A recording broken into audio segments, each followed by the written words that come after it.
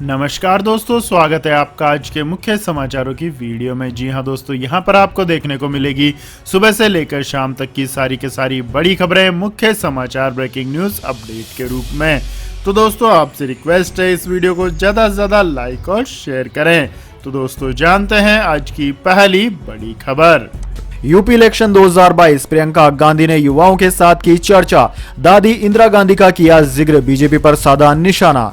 जी हां दोस्तों, कांग्रेस महासचिव प्रियंका गांधी ने शुक्रवार को युवाओं के साथ वर्चुअल तरीके से वार्ता की। इस दौरान उन्होंने युवाओं से बेरोजगारी के मुद्दे को लेकर बातचीत की और बीजेपी सरकार पर निशाना साधा।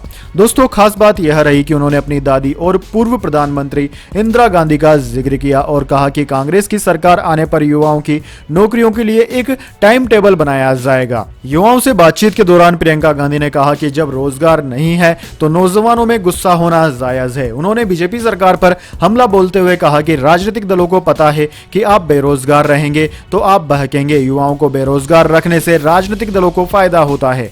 जातिवाद की राजनीति से पब्लिक का फायदा नहीं होगा, इससे आपको रोजगार नहीं मिलेगा। प्रियंका गांधी ने कहा कि हमने सोचा कि इतने राजनीतिक दल है, हम सब कहते हैं कि 25 लाख रुपए देंगे, 20 लाख रोजगार देंगे, तो हम कैसे अलग होंगे? क्यों न हम नौजवानों के लिए एक अलग विधान बनाए जिसमें 20 लाख नौकरी का जो वादा हो वो रोजगार आएंगे कहां से वो भी लिखा हो। इसलिए हमने भर्ती विधान का जिक्र अपने घोषणा पत्र में किया है।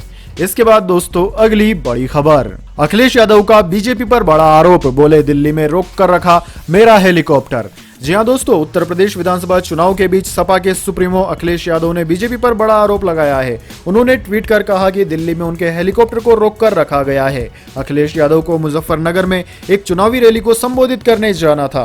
पश्चिम यूपी में किसान आंदोलन की वजह से लोगों के बीच बीजेपी को लेकर नाराजगी है। इसी बीच अखिलेश यादव मुजफ्फरनगर में एक चुनावी रैली को संबोधित करने के लिए दिल्ली होते हुए मुजफ्फरनगर जाना चाहते थे, लेकिन उनका आरोप है कि उनके हेलीकॉप्टर को बिना कोई कारण बताए दिल्ली में रोक कर रखा गया। मेरे हेलीकॉप्टर को अभी भी बिना किसी कारण बताए दिल्ली में रोक कर रखा गया है और मुजफ्फरनगर नहीं जाने दिया जा रहा, जबकि भाजपा के एक शीर्ष नेता अभी वहां से उड़े हैं। हारती हुई भाजपा की ये हताशा भरी साजिश है। इसके बाद दोस्तों अगली बड़ी खबर, राकेश टिकैत को लेकर अखिलेश यादव का बड़ा बयान, जयंत चौधरी को मिले बीजेपी के ऑफर पर दिया यह रिएक्शन।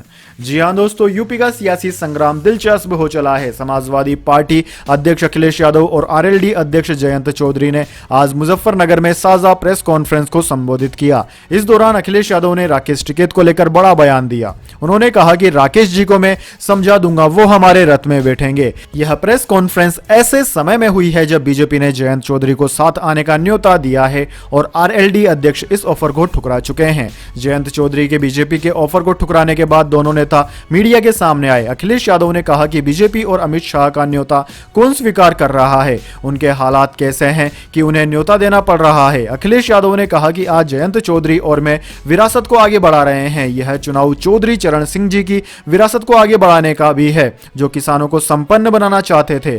अखिलेश यादव ने कहा कि बीजेपी अपना संकल्प पढ़े कि उसने अपने वादे को पूरा किया क्या। इस बार ऐतिहासिक जीत होने जा रही है। आरएलडी और एसपी मिलकर बीजेपी को हराने जा रहे हैं। हम दोनों किसानों के बेटे हैं, किसानों के हक के लिए आखिरी हद तक लड़ेंगे। इसके बाद दोस्तों अगली बड़ी खबर, बड़े शहरों में घट रहा है कोरोना, मुंबई के अस्पतालों में भर्ती मरीजों की संख्या 61% घटी, दिल्ली में 28% की आई कमी, चेन्नई बेंगलुरु में भी है राहत।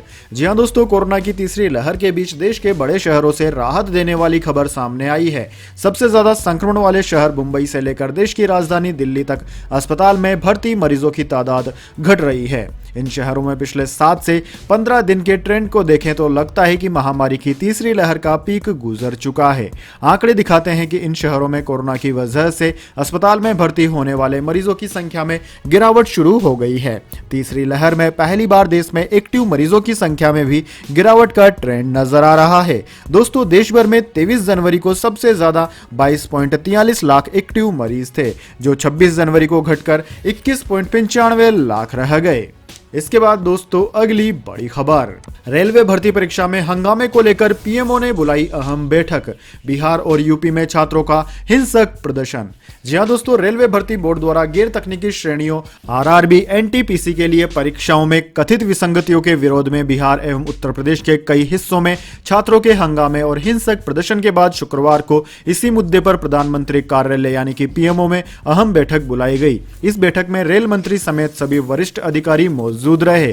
जानकारी के मुताबिक 2004 से अब तक रेलवे में कितनी भर्तियां हुई और इसका क्या प्रक्रिया रही, बैठक में इसकी भी जानकारी मांगी गई है। रेलवे ने एक उच्च स्तरीय समिति भी बनाई है जो विभिन्न रेलवे भर्ती बोर्ड की ओर से आयोजित परीक्षाओं में सफल और असफल होने वाले विद्यार्थियों की शिकायतों की जांच करेगी। रेलवे ने कहा था कि परीक्षार्थियों ने आरआरबी द्वारा 14-15 जनवरी 2022 को जारी एनटीपीसी की केंद्रीयकृत रोजगार अधिसूचना के प्रथम चरण के कंप्यूटर आधारित टेस्ट यानी कि सीबीटी के नतीजों से संबंध में जो चिंताएं और आशंकाएं जाहिर की है उन पर गौर करने के लिए एक उच्च अधिकार समिति का गठन किया गया है। इसके बाद दोस्तों अगली बड़ी खबर, यूपी सरकार का आदेश, 6 फरवरी तक बंद रहेंगे स्कूल कॉलेज, ऑनलाइन चलेंगी कक्षाएं।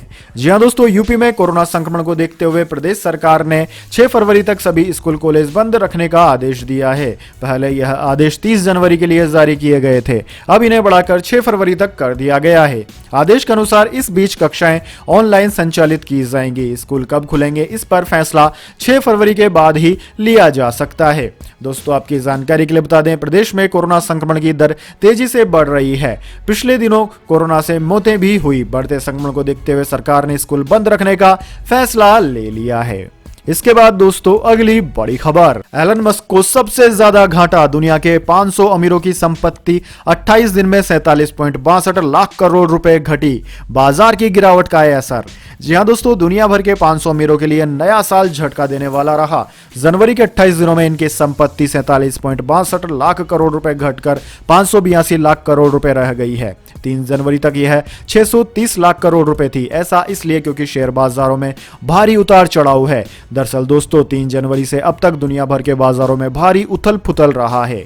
इसके 3 कारण है, एक तो यूक्रेन और रूस के बीच टकराव, दूसरा विदेशी निवेशकों का सावधानी भरा निवेश और तीसरा अमेरिका के सेंट्रल बैंक द्वारा इस साल 4-5 बार ब्याज दरें बढ़ाने की उम्मीदें हैं। इस वजह से जब बाजार में गिरावट आई तो अमीरों की भी हैसियत घटती जा रही है। इसके बाद दोस्तों अगली बड़ी खबर, आ गया नया कोरोना वेरिएंट, चमगादड़ों में पाए गए नियो को कोरोना ने बढ़ाई दहशत, चीन के वुहान से मिली चेतावनी, हर 3 में से 1 की हो रही है मौत।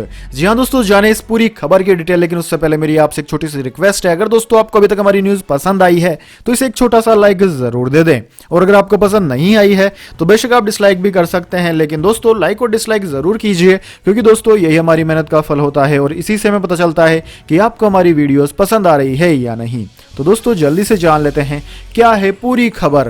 दरअसल दोस्तों दुनिया भर में बीते 2 साल से कोरोना वायरस का संक्रमण लगातार सभी को परेशान कर रहा है।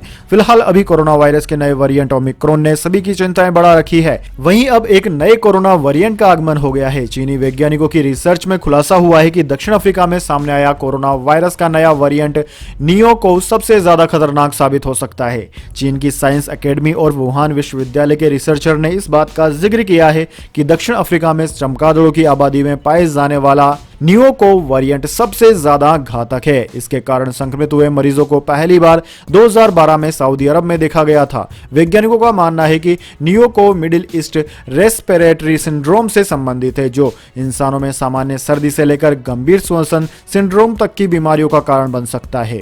चाइनीज अकेडमी ऑफ साइंसेज और वुहान यूनिवर्सिटी के शोधकर्ताओं ने अपनी रिसर्च में कहा है कि नियो को वेरिएंट खास तौर पर दक्षिण अफ्रीका में चमगादड़ों में पाया जाता है, जो अभी तक इन्हीं जानवरों के बीच फैला रहा था। रिसर्च में कहा गया है कि फिलहाल नियो को मनुष्यों को संक्रमित नहीं कर रहा है, लेकिन आगे चलकर इसमें होने वाले विकास के साथ ही यह इंसानों के लिए सबसे घातक साबित हो सकता है। इसके बाद दोस्तों अगली बड़ी खबर, विवादित बयान के बाद श्वेता तिवारी ने मांगी माफी, बताया क्यों लिया भगवान का नाम।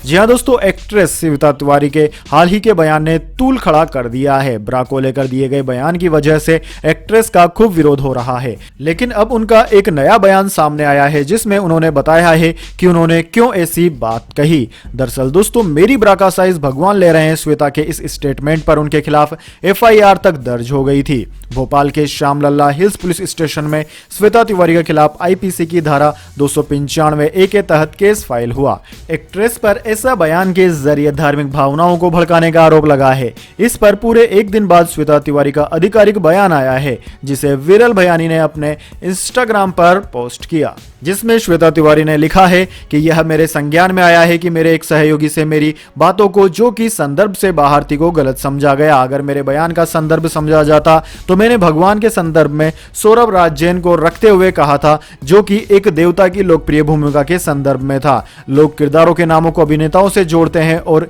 इसलिए मैंने मीडिया के साथ अपनी बातचीत के दौरान इसे एक उदाहरण के रूप में इस्तेमाल किया था। इसके बाद दोस्तों, अगली बड़ी खबर, कर्नाटक के पूर्व CM BS येदियुरप्पा की नातिनी की मौत, फांसी के फंदे से लटका मिला शव।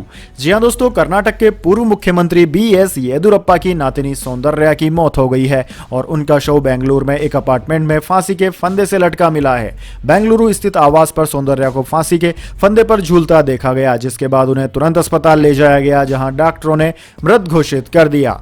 दोस्तों, BS येदियुरप्पा के ऑफिस ने जानकारी देते हुए बताया कि कर्नाटक के पूर्व CM BS येदियुरप्पा की नातिनी सौंदर्या बेंगलुरु के एक प्राइवेट अपार्टमेंट में लटकी मिली। बोरिंग और लेडी कजिन अस्पताल में पोस्टमार्टम चल रहा है। BS येदियुरप्पा की नातिनी सौंदर्या की उम्र 30 साल थी और वह पेशे से डॉक्टर थी। सौंदर्या सेंट्रल बेंगलुरु में अपने फ्लैट में रह रही थी और उनका 4 महीने का बच्चा भी है। बताया जा रहा है कि पिछले कई दिनों से वह डिप्रेशन में थी।